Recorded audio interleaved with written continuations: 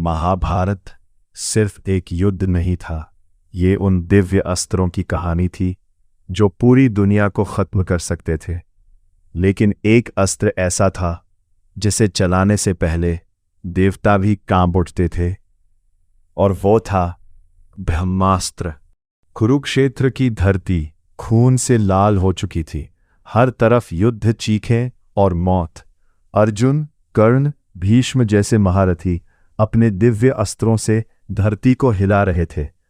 लेकिन असली डर अब शुरू होने वाला था।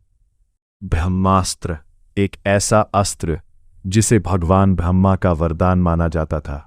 कहा जाता है जहां ये गिरता वहां वर्षों तक कुछ भी जीवित नहीं बचता।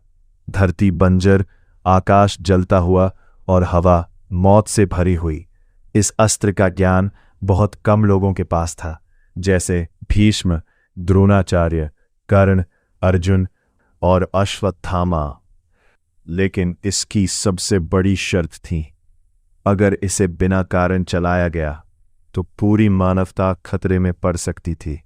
फिर आया महाभारत का सबसे भयावह पल। कुरुक्षेत्र का युद्ध खत्म हो चुका था। चारों तरफ सिर्फ राख, टूटे हुए रथ और मौत की खामोशी बची थी।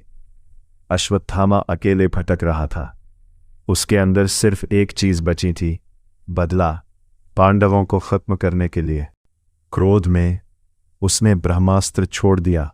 आसमान कांप उठा, नदियां उबलने लगी, धरती फटने लगी। लेकिन तभी अर्जुन ने भी अपने ब्रह्मास्त्र का आह्वान कर दिया।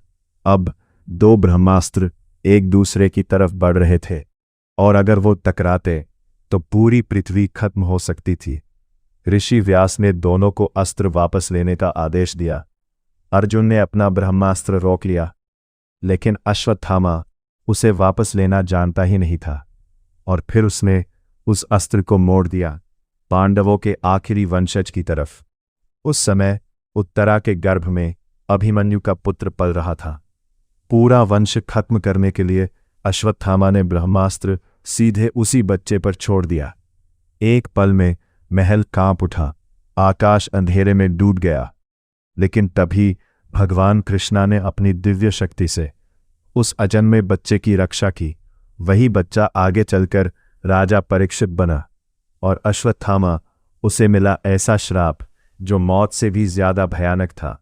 सदियों तक अकेले भटकने का श्राप, बिना शांति, बिना अंत।